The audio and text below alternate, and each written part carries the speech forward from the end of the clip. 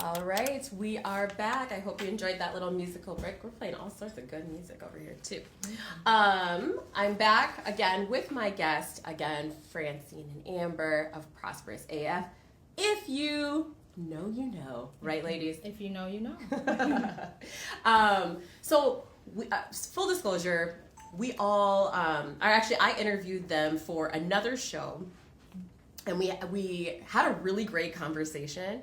And I was like, when I knew I was going to do this, I was like, I want to interview them again. Like, I really enjoyed that conversation. I'm like, but we could go deeper and I can learn more about them. And before you know it, we're going to be best friends. I feel it wholeheartedly. I do, full disclosure also, I have some questions that I did print off, but I like to go like where the flow of the conversation is going. Mm-hmm. But I actually really liked a question that was on here, and I hope you don't mind. I just want to start with that, mm-hmm. right? So again, this show is called Open Book with Nyia Harris, all about being transparent, the good, the bad, the ugly of life. So this question kind of falls under challenges and growth. What's one mistake or failure that taught you the most about yourself? I really liked that question. What's one mistake or failure that's taught you the most about yourself? Did I say that right? The most about yourself. Yeah. What do you think? You go. I'll go first. Yeah. Quitting my job before I had something lined up and starting a business. Okay. Back when it was like, I think 2022, I was just really stressed out. Yeah. My son was a junior in high school, and I had been working his entire life, you know, and I have my second son too, but I just went up and quit my job one day because I was like, I'm tired of this. Yeah. But it's taught me so much to self-improvement wise. Mm-hmm. I already felt like I had a business at that point, but I really did not have a business at that point. Yeah. How did it feel in that moment though to be able to just worries aside, how did it feel to be able to say, I'm out of here? Yeah, it felt like freedom. Yeah. You know, because I was like, I'm going to do my own thing. Yeah. And but then reality set in, and I was like, oh, I should probably do something. But it's I've grown as a person, sure, as a mom, as an individual, mm-hmm. as a business partner now, learning from that experience. Yeah. Just because creating a business creates a lot of self-improvement and growth. Mm-hmm. Yeah. Absolutely. Yeah. Thank you for that. Yeah. What do you think, Francine? One mistake or failure that has taught you the most about yourself? I don't know. I would say for me, growing up, I was always big on school, right? So stopping school at the time I did, for me, was a big failure just because of the pressures that are, applied when you don't finish school and the culture I come from. Mm-hmm. But understanding that was what I needed at that time to reset. Mm-hmm. I was not prepared. Mm-hmm. And there were so many other things I had to concentrate on and focus on at the time before I could pick myself up to be able to go back to do what I needed to do. So I learned that I am not a quitter and that I was able to assess what I needed to do in the moment and sacrifice my own feeling about my self-worth in the moment to make a decision that was better for me and my family. And when I mean family, I mean the family I've created, my intimate family. Yes. And it clearly has panned out for me. So I don't have any regrets about it, but I think that every decision you make in life brings you right to where you need to be. Mm-hmm. And I probably more than ever in my life understand that this is the journey I was meant to take, and I'm starting to see why. Because a lot of things are being brought into alignment for me and fruition in ways I never expected, as here we are on Open Book. Yes. Never thought I would be speaking on the radio, thought I would be a politician, but everything that you do in life brings you right to where you're supposed to be. There's no mistakes in your design plan, whether you think that's plan comes from someone above or it's completely brought on by the universe. I think it brings you right to where you need to be. Yeah. I believe that wholeheartedly. Both of you, thank you so much for being open and sharing that, right? Mm-hmm. Why don't you think we talk more about that? Why don't we talk more about our mistakes or failures or like you just described, leaving your job abruptly, not finishing school. Like, why don't we talk about those things? Like, we're quick to celebrate the things that, like, oh, so-and-so's having a baby or whatever, you know what I mean? Or they're having a wedding or whatnot, right? But, like, anything that's negative, it's like, you don't talk about it. It's swept under the rug. Like, I could tell you, like, there's at least probably 6 or 7 people in my life that have had miscarriages, and it's like a very quiet, like, hush-hush, like, you don't talk about it, And it's like, those are the things that we need to talk about. The hard things, the tough things. Why don't we talk about those things? What do you think? I think for a very long time, right, past generations have just had issues talking about trauma, talking about vulnerabilities, because it's seen as weak. If you allow people, outsiders, out of your intimate space to know these things about you, they can then in tune use it against you, talk about you. But if you don't give them any information, or if they don't have the know into your life, then they won't have these things to go out and talk about. I know that from my own experience. I mean, I was very sheltered with a lot of things that I went through. I kept it to myself just because that was what I was taught. You don't give people the upper hand in your vulnerabilities. You don't talk about these things. It takes you a while to even get to trust people to open up about certain things. It's just the way that I was taught and I was brought up. And I feel like even though sometimes we may rebel from things that we learn, it's naturally just a part of us, and we do it without even thinking. Now, to your point, these are obviously things that you need to discuss and talk about. Otherwise, you become a chamber of emotions, just holding on to things in this vault that are going to come out eventually. No matter what. Suffering and silence. Suffering and silence. So for me, I would say that was why I keep those things close to home. I'm learning and growing now, just having safe spaces and fostering safe relationships to be able to talk about them. But for me, that was taboo. You don't talk about what you're going through. Even if someone is going through a similar thing, you take care of yours, I take care of mine, and we come out and meet in the middle, and everyone looks like everything is all peaches and roses. But that's not the case, right? And like, there's lessons to be learned if we just open up, right? Amber, what are you thinking? Yeah, I think fear of judgment.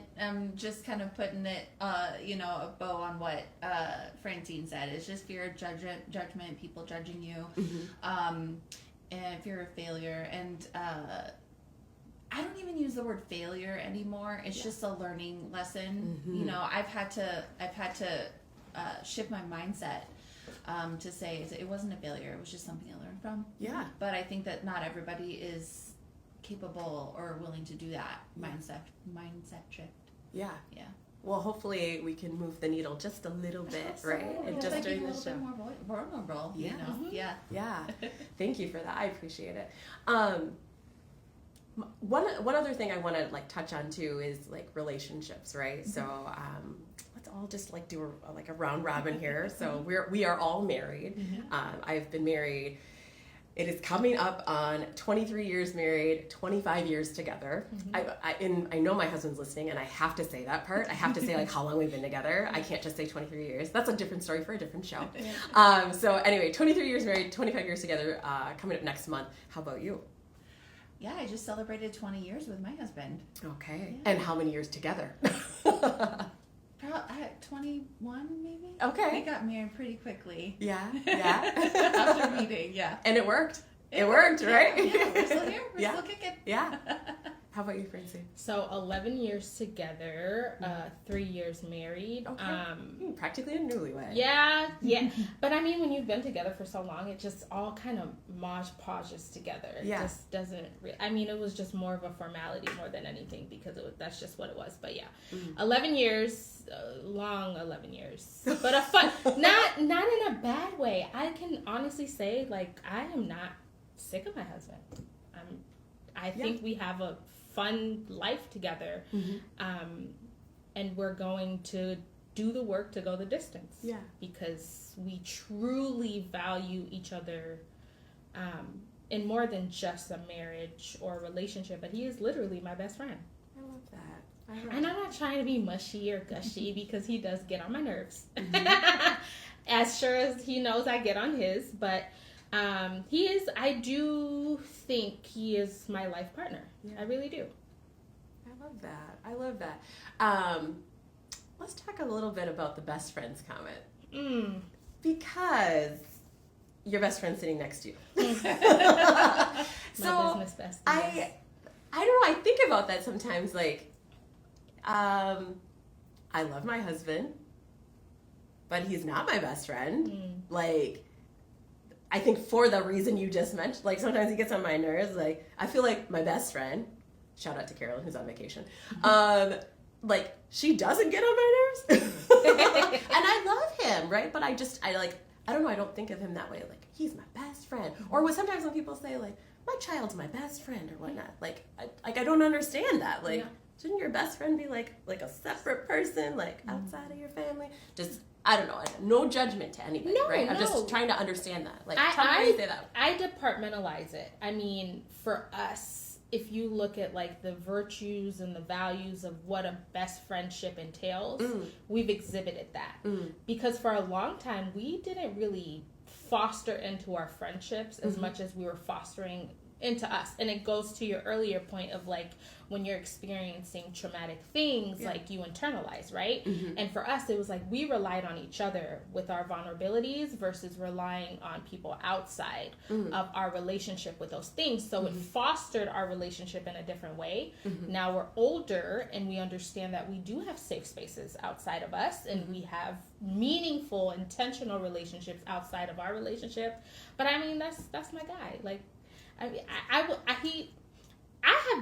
have friends that get on my nerves. Very close friends. Like, I mean, friends, not even friends at this point, sisters. Like, I have, outside of just the meaningful relationship me and Amber have, being friends, sisters, and business partners, I have a group of some powerful women behind me, and every last one of them gets on my nerves in some way or another, as I'm sure I do them. And I'm talking friendships of 15 years and more.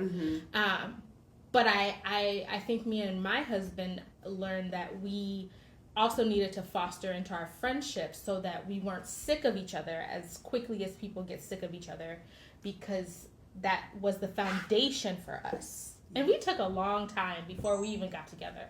Like, it was a lot of courting, a lot of, do I really like you? Just a lot of that stuff. And I realized, like, yo, I dig you. Like, you all right. And then as we entered into it, it's like, oh, wow, you're a really cool person. And he's a quiet person. I don't like people that talk too much because I talk too much. So that wasn't going to work. That was not going to be bad. It was not going to work. We are actually going to take another quick break, but when we come back, we're going to start with you, Amber. I want to hear, is your husband your best friend? So we'll leave you with that little cliffhanger there, but we'll be right back in just a few moments. Okay, so they're not going to hear that part in a few moments, right? The listener, because now this would be podcast. This is podcast. Yeah, so I would just say I would because I didn't say that. Yeah, you should have ended it. Yeah. But you could just come back in and be like, all right, guys, thanks for listening in. We're going to go ahead and wrap this up. If you want to hear the rest of it, it'll be on YouTube tomorrow. So could I maybe say, like for those who are like on the edge of their seat, like, what's Amber going to say? Yeah. Like, I could come back and give her the opportunity to answer that, and then say that. Like, now, if you want to hear the rest, yeah. Cliffhanger. But does she get to answer though? She can if you want it that way. Like, kind of give them a little bit, and then let her talk for a few minutes, and then you're like, all right, guys, we're gonna wrap up this here on air, but the second half will be on YouTube and whatever the channel of your whatever name of your channel is. Put the information out. But you also see your microphone. She created the channel before. You can create it tomorrow. I mean, create it when you get home. Yeah. But it's gonna be called Open Book with Nyia Harris, right? Yeah. So provided that name's not taken already, right? It should be. Or the Open Book podcast. Yeah. It shouldn't be. And then that's 0 stars. Okay. Oh. No one said anything. Like, I get lost in the conversation part. That's why I was like, stars, it's guys, past send me 55. more, support me. Send stars. Okay, so we'll come back. Okay, we're back.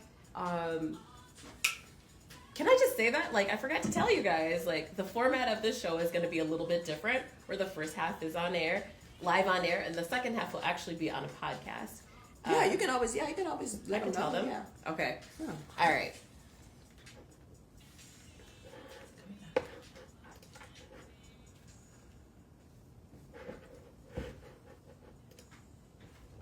You want to wait to let I say let the song play out. Okay. Yeah, let the song play out. So Francine can jam out, and Amber wants to jam out too. I will let it play She's out. gonna let and the then- song play out, and I said so Francine can jam out and Amber can jam out. Yeah. Yes, there you go. There you go.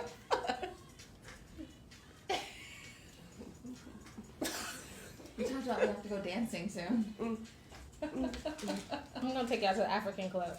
That's the only I feel thing. like They got, I they mean, got like- a lot of those there. Yeah. Say, I'm sorry. Say again. No, she said the African Club. I said they got a lot of those here.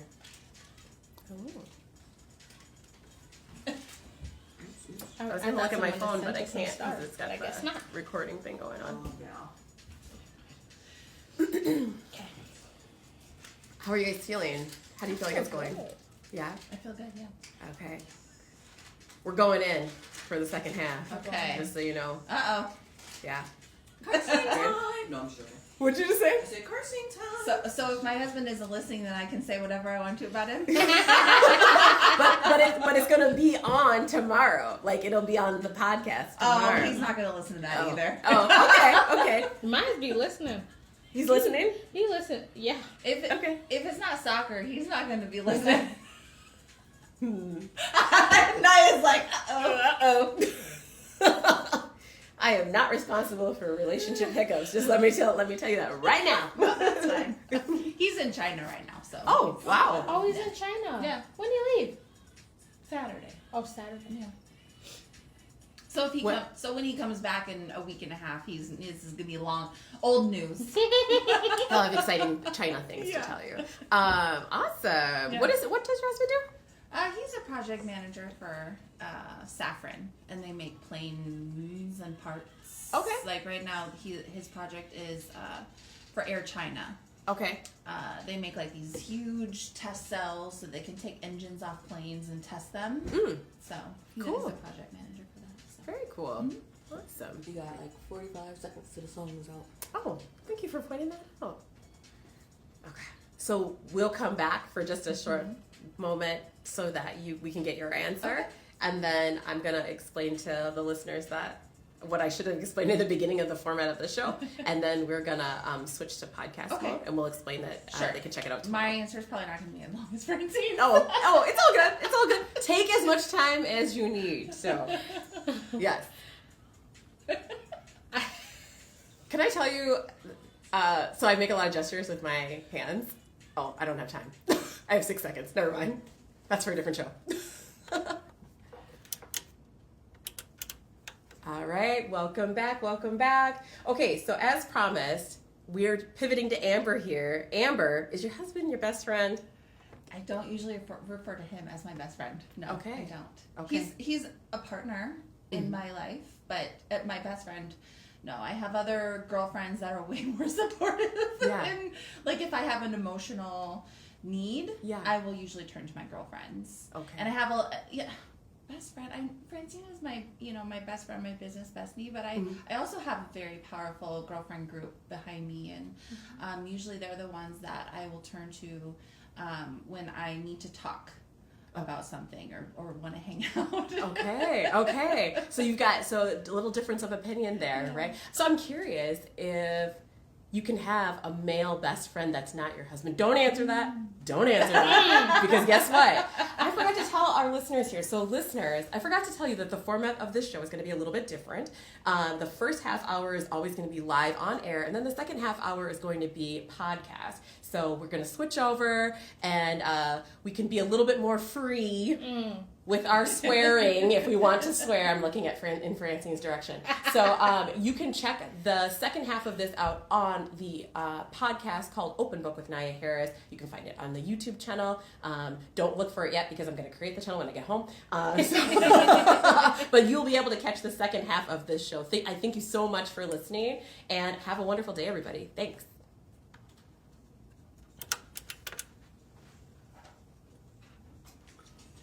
All right, we're switched over. Okay, so if you guys want to jump right back in, you can. Okay, let's. Sure. Or do you need a break, or do you? No. Okay, let me jump right back in. Okay, thank you so much for joining us for the second half of our show, Open Book with Nyia Harris, here at Power 104.7. This is the podcast second half now, and so we can be a little bit more free with our speech if we want. So should Francine decide to drop a F-bomb, she can. But the question I left you with on the other side was, can you have a male best friend that's not your spouse or partner, right? I'm curious. Let's pick it up with Amber. Can you have a male best friend outside of your relationship? That's a good question. I can only speak for myself, Okay. which my best friend is not male. Okay. I feel that my husband would probably feel not good about that if I would say my best friend is this guy over here. Mm-hmm.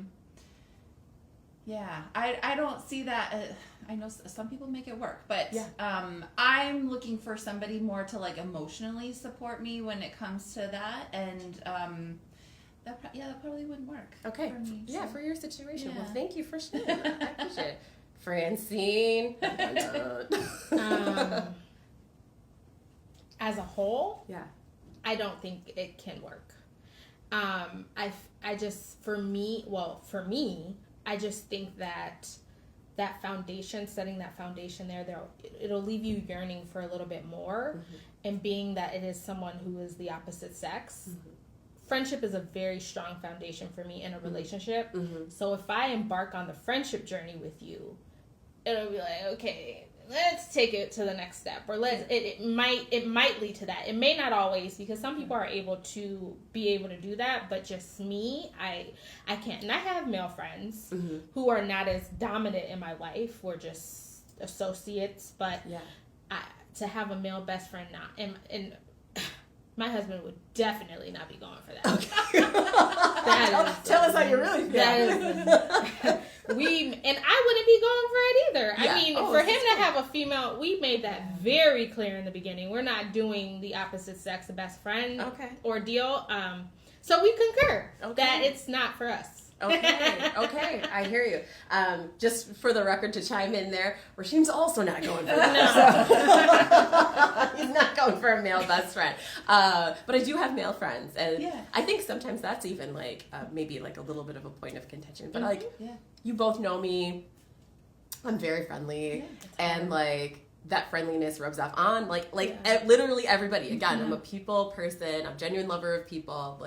And so I click like a lot of times with a lot of people, and so I don't know, that comes up sometimes. But I'm being extroverted, it can put you in between a rock and a hard place, because like you said, so many people are catching your energy, both male and female. Right. We're in a business world, right? A lot of your interactions are important because they can lead to business opportunities for you. Right.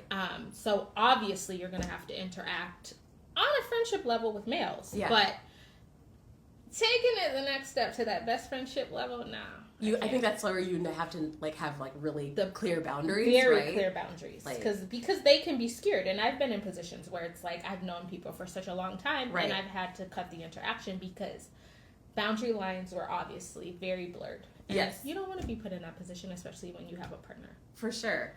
I told Rasheem one time, I'll have a coffee with someone, I'll have a lunch with them, dinner feels very different. It does. And I don't have dinner with people, right? Males, right? Friends, of course, but male friends, no. That feels very, that feels more intimate and but lunch, middle of the day, public place, whatever, right? And it's not that dinner isn't in a public place, but just feels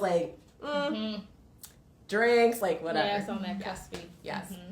Where are you guys team alcohol? You guys alcohol? Yeah. Okay. Although I'm getting older now, and so alcohol is not processed in my system as quick as it used to be. So it also exits the system very slow, as you can see. I could not recover enough to make our B3 meeting after my birthday. Yes, you had a birthday, and you turned up. I turned it up, and it was funny because this is how you know that your village is so important, because I'm telling all my girlfriends starting with the actual birthday, Amber's we're going out to get a big ass margarita, and it was huge. It was, and it hit perfectly, food, everything. Yeah. So I started there, and then, you know, my friend group was just like, yo, you do this every year. Like, you don't want to do this, you don't want to do that. So we bought you tickets to the concert, and it was the Rema concert, and we ended up going. He's an Afrobeat artist. And then another girlfriend of mine is like, yo, I got tickets to Kendrick. And I'm just like, y'all gonna kill me. Like, 2 weekends in a row? I can't even get, like, I need a weekend in between to recover, but it was back to back. So it was a lot. But I'm here. You're here. I'm cleansing. And you're I'm on a detox. You're still Drink cleansing. water. Yes. I am not drinking right now. I was very much a social drinker, but I made the decision just before the new year to give up alcohol, and I was like, okay, I'll just do the dry January thing for a little bit, and then I did that, and I felt really great after January, and then I was like, well, I'll do it to February, then March, then April, here we are in May. I feel really good, and it's what you said, like just not being able to process it as quick, and but feeling like really good as a result. So to each their own. I'm not as a spring chicken as they say, right? I'm 44. Also tying in with the theme there, open book. I'm 44, and just not processing it the same way. So what do you do? I have to just go to some of my notes again, because there was just some really, really, really great questions in here. This one is as it pertains to relationships and support. Who sees the real you without judgment? Who sees the real you without judgment? You're looking at each other. Yeah. I feel like okay, so I'm a mom and a wife, so sometimes I hold back with some of my true self. I would say my husband's more religious than I am too. Okay. And that's kind of happened over the years too. So I was more religious when we came into the marriage, and you know, he was still, but like over the years, like I've explored a lot more faith. And so now I'm kind of just like, oh, I have faith, but like not as religious as like cut and dry, you know? So I feel like there's parts of me that I kind of keep inside when I'm at home, but then when I'm out with my girlfriends, sometimes my true Amber self comes out. Okay. Yeah. We're coming back to that. Okay. What do you think, Francine? I'm pretty much an open book. I don't feel like I'm not as transparent with one group versus the other. I feel like what you see is what you get with me. And it doesn't have to be a lot of depth to our relationship. Unfortunately, I'm gonna let you see who I am, and I'm gonna be very open and honest about who I am. I'm very self-aware of who I am, which it's taken years to cultivate that, but I give it to everybody equally. Would you like to say what you're giving? This energy, who I am, my personality, my shortcomings and my high comings. I mean, I am very reactive to my environment, so it's hard for me to be able to suppress how I'm feeling. Like, if you and I are having a disagreement, you will know very quickly where I stand. And that's not being rude. I'm not rude unless you want to take it there. I mean, I always match energies too, but I will always be authentically me no matter who you are. Okay. So I don't really have much shielding. And that comes with highs, and it also comes with lows. I was just going to say, like, so does that ever get you in trouble? All the time. Well, I stay in trouble. Okay. And unless you, and it's hard, right? Because the people who know you, they give you grace. And the people who don't, it's like, who is she? Yeah. So I just don't know any other way to be. Like, I spent a lot of my childhood suppressing my feelings. And when I broke free of that, there was no bringing her back in the box. I'm sorry. And if we have to circle back and reconvene and have another conversation, I'm open to do that. But you're going to get my true, authentic self in the moment. Okay. And that's just what that is. Okay. I think it can be like a gift and a curse, right? At the same time. Absolutely. I want to pivot back to Amber for a second, though, because you said, not so much with your husband, but when you're out with your girlfriends, and then you made direct eye contact with Francine, like, So, what would it take, do you think, to be able to be 100% transparent without judgment from hubby, too? Oh. What would it take? I don't know. And so where Francine usually is, her true authentic self with everybody, to me, I find that I can be with someone and kind of match their energy very easily. So if you're more like, energetic, I'll be energetic, and then if somebody's more, like low key, I'm like, oh, I'll be low key with you. So I try to be accommodating more to other people's energy. And Francine knows this, but like, yeah. And so I don't know if that's good or bad, that, I'm kind of more accommodating to other people's energies. I am who I am. Yeah. But in certain places with certain people, I feel like I can kind of transform a little bit. Here and there. So. Okay. Yeah. I'm a pivot. I'm a circle back. So I've made like a complete circle now. Sure. So I don't know if that necessarily answers a question though. Like, what would it take for you to be like 100%, like same way you are with your girlfriends, with your husband? And it's okay if you like I can't really go there right now, whatever. But I think he knows. He knows who I am. Okay.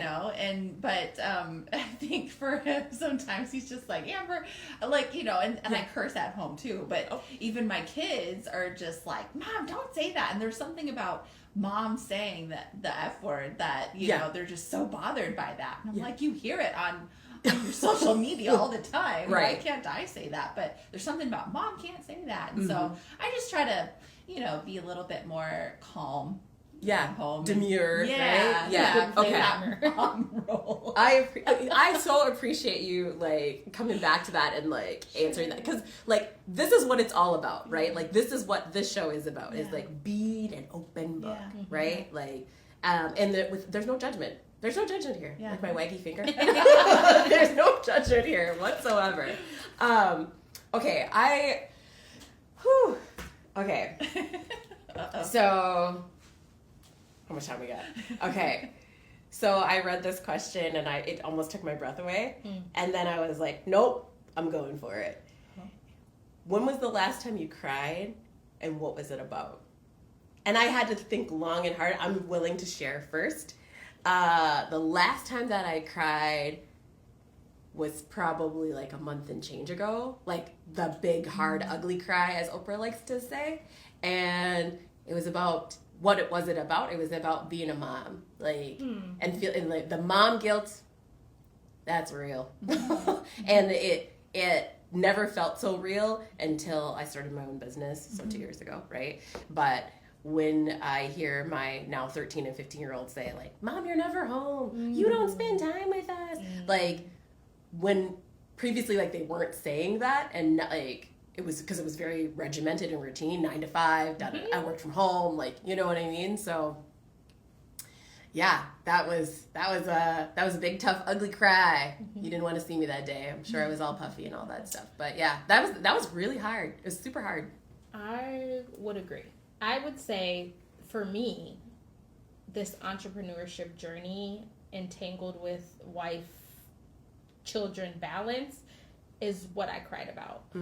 And as y'all know, the kids have been sick, like ongoing for the past 2 months, just passing everything to each other. That's what they do. In addition to building a business and having to rely so heavily on my business partner to kind of cover my ass. Yeah, you can say. In a lot of different areas. So for me, it's like if I feel like I'm not pulling my weight, it then makes me feel like I lack something. Like I'm a slacker in the business relationship, also in the family life balance, because I get those questions too of, Mom, where'd you go today? And when are you coming home? And hubby's like, why don't you take the kids for a walk? And I'm like, no, I'm tired. Like, I want to just sit here, and I don't want to hear Mom, and I don't want to hear Babe, and I don't want to hear anybody. And I have to wake up in the night with a 10-month-old, and I have to get up in the morning, and I don't have enough sleep, and I'm eating on the go, and I want to focus on getting healthy. Like, when all that comes to a boiling point, you can do nothing else but the ugly face cry. Yeah. Because it's like, I feel like I'm so not being heard, and I feel bad that I'm finally prioritizing myself after I've sacrificed for everyone else around me. I now feel like, what am I doing? Like, why don't I just go back to work and then just have the time with the kids? But no, this is going to pan out. Right. In the end, this is going to be better for our family. I want to give y'all something. So I would say, yeah, about probably 2-3 months ago. And I unloaded on Amber, honestly. Not in a bad way. Because I'm like, you've been pulling so much of our weight to get us to where we are. Yeah. I'm sorry. I'm so sorry. Like, and she's very understanding. And I'm just like, I just need you to understand that I'm back. She's gonna make me cry right now. Guess what? That's okay. That's okay. It's like, I'm back. And even this last week, I'm like, I'm invigorated. I have energy again. Like, I'm back. Like, I'm here. Like, let's do this. Let's construct this. And that's why I've been so, happy to have her and happy to have my husband, because he's pulled a lot of weight for me too. Yeah. With pickups and drop-offs, and when I have to go to B3 or we have to do client meetings, like, he's pulled a hell of a lot of weight. And I'm thankful that, we own and operate another business, so he has the time to do that. But it's hard. Like, and quite frankly, he's gotten a taste of what I've been having to do for quite some time. He's always been supportive, but he's just like, damn, I'm tired. Like, would you imagine, like, for me to be here today, he had to take the kids into the car shop. And it's like, you see, like, adaptation in the world of a mother, because we carry it all. I make doctor's appointments. I have to take everyone here, down to his own doctor's appointments. I'm looking at this man like, when's the last time you had a physical? And I'm like, I'm putting it on the calendar now. Right. And just having to have the mental load to do all that, at some point it's going to come crashing, and you have to do the cry. Usually you feel better after the cry because you've released that pressure, and then you do it all again. Yeah. Amber? My last cry was yesterday when I was out with my kids, as my husband is not in the country right now, so they took me out, and I have a 20-year-old and a 15-year-old now, and I would say yesterday was the first time that I felt like I wasn't planning my own Mother's Day activities. It felt really different yesterday because my oldest now has some money, and he bought me flowers and cards. They brought me cards and took me out to lunch, and I was being driven around in the back seat. They took me to the Twins game, so I was actually very spoiled. And I took my camera with me, and just to document, because in another week my son will be gone off to college again, so I'm just trying to capture as much as I can. And I think a lot of my cries lately have been surrounding that, as being an almost empty nester, but I call myself half empty nester right now because my son is in college. That has been a very emotional journey. Is sending my kid off to DC and have him live there and not be able to see him for 3-4 months at a time. And then but I'll mention just the time before that has been when Francine just tells me how much she believes in me and my abilities in our business, because I really do have some self-doubts about my abilities, and so she'll pick me up, she'll be my cheerleader, and it often makes me cry.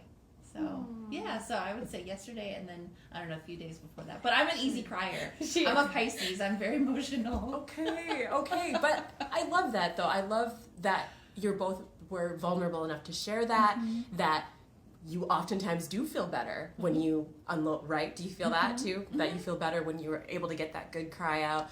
And I think the world needs more of that, right? Yeah. It needs more love, and we need more cries. Yeah, I would say I used to cry, like, if my husband upset me, I would cry about that, but I no longer let him make me cry. 20 years, right? 20 years you're like, okay, like, yeah, you're fine. Like, whatever. I'm just gonna go in the other room. Yeah. That works. It actually works. I used to be like, we're gonna go back and forth all the time, and it's like, man, when looks like he's looking for a fuss, I'm just like, see ya. Toodles! Yeah. Like, when you relax, yeah, we can come back and talk about it, because I don't want to get elevated. I mean, no one wants to live in a state of elevation, which I can if I allow myself to, but I'm trying to be more docile, more calm, really feed into the energy I'm putting into the world. So I too have learned to just walk away, because sometimes they're also PMSing a little bit. They're famous a little bit. I love it. Well, I want to ask you this. Will you come back? Of course. Okay. I will we just have literally anything for you, Nyia Harris. Oh my gosh. Okay, I've got a list actually. I would love for you to come back. I would love to continue this conversation, continue our friendship, and I guess we'll be going to dinner before you know it, right? Oh yeah, Yes. And that dancing. Yes. I thank you so much for tuning in to Open Book with Nyia Harris. This has just been amazing. I can't say enough great things. I've learned some things about myself already. The fact that I can't talk by myself for 10 minutes. No, I need somebody else. Shout out to Sade, by the way, the quiet one in the background here. Shout out Sade. Who has just been amazing. And she's like, no, I want to be there on your first day. Like, I know I've given you the training for the last 5 weeks, but I want to be there. And I'm so glad that you're here. So thank you, Sade. You can just yell it. You're welcome. There you go. So tune in next week, next Monday, the 19th. My guest is Rashonda Scott of Pieces and Kendaki. And I cannot wait to talk to her. This woman, okay, she's amazing. She's got 4 kids, just like you. She's got 4 kids. She has multiple businesses, right? With an S. Multiple businesses, and she's doing her thing. But she's got real life stuff happening too. And I cannot wait to talk with her. I asked her during a conversation last week, I'm like, do you think you want to be on this? And she's like, 1, I didn't know you were doing that, but 2, yes. So she's going to be on the show. So I'm super excited. So tune in next week, and we'll have the podcast all figured out and all of that. So thank you so much for tuning in. I appreciate you. Bye.